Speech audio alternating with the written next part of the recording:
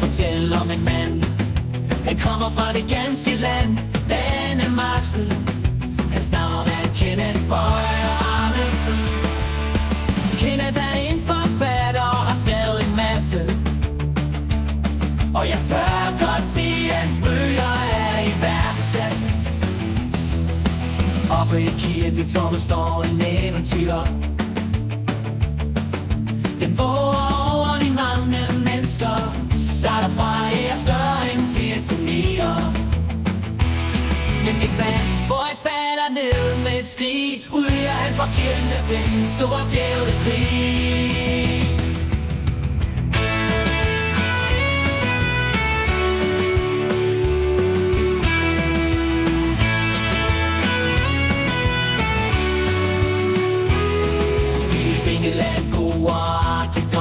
Han kan ikke se nogen grund til at være ond, men en dag bliver han kørt ned ved en tilfældig handling og ender til sin overraskelse som djævelens lærling. Men hvis vi lidt lader sig friste til og i stedet for sød, kan I ende med julemands død.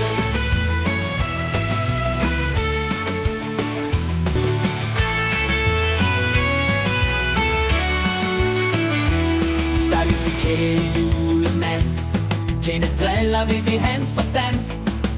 Gene sætter krampus og fjerner julemandens latter.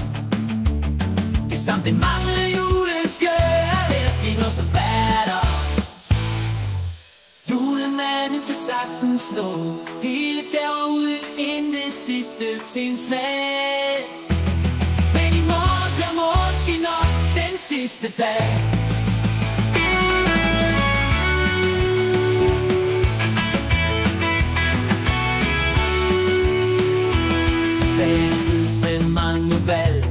Og hvis man vælger forkert, kan det ende fatalt. Der er mange af os, som ønsker en lykkelig slutning, men i Kenneths gyser er det sjældent den eneste løsning.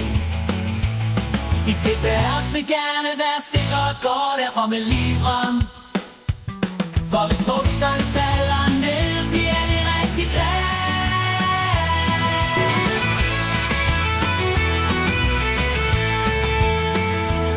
Vi kender de gamle eventyr uden navn, men måske var de originale, så barneglad.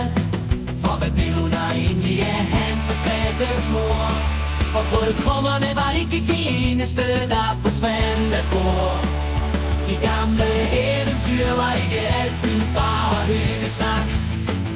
De kunne være udspekuleret som et spilskræk.